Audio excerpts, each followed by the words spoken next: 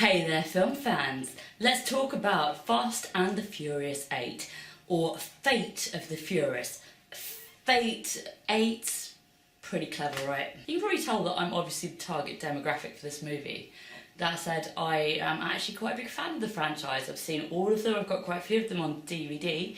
2 and 3, bit shaky, but you know, we got back onto track. And obviously I'm delighted that we're going to be going through till episode 10 apparently now, so the whole Paul Walker thing has not stopped this behemoth of a franchise to just continue storming the charts. I think it's broken some records. I mean, it's Fast and Furious. There's something really reassuring knowing that you're going to get what you expect. There's going to be quick-witted banter, there's going to be family, fast cars, gyrating butts, bald men, all the good stuff. It's going to be stupid, it's going to have pretty much no plot, it's going to follow a kind of sequence of the plot, and it's going to be fun. In this particular instalment, the opening sequence starts in Havana, where I went a few months back, just to show off the beautiful cars really.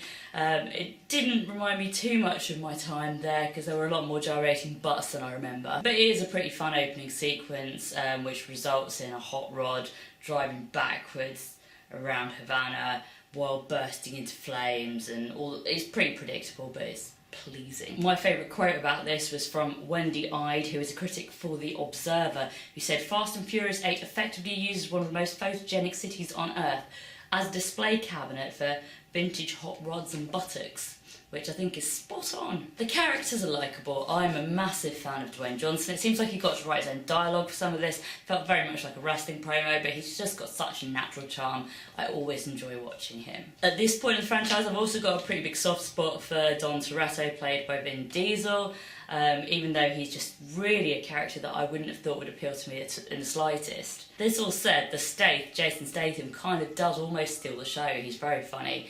And he has been very funny. He was excellent in Spy with Melissa McCarthy. I like the kind of family dynamic, and you've got the different characters. I like, somebody compared this to like the Marvel movies, the franchise movies where they all come together, and I kind of almost like it better than some of those franchises, because in this one, they all have their little part to play, but they don't delve too much into the characters, you know, so you just get enough of them, but you don't feel overwhelmed. In this case, the main plot, if you could say there is a plot, revolves around Vin Diesel turning against the family because it's the only thing they can't survive. And it's quite interesting that as soon as you remove Vin Diesel as the kind of head of the group, Dwayne Johnson kind of steps up quite effectively, because he's got this military training background that works quite well as a leader. Was enough made of Vin Diesel's heel turn? Maybe not. Was evil Vin Diesel a bit weird and unconvincing and confusing? Maybe. Was the family stuff all a bit nauseating? Yeah, pretty much. But basically, it's still a lot of fun. I smiled most of the way through, I enjoyed bouncing along to the silly soundtrack, and I had a good time, and I will go and see all the others. You know, it's not going to rewrite history as the best movie ever, but it knows what it's doing, and it knows who it's working to. And yeah, it's probably not the strongest in the franchise, but hey, it's definitely not episodes 2 or 3 either. So yeah, check it out, and let me know in the comments what you thought of it.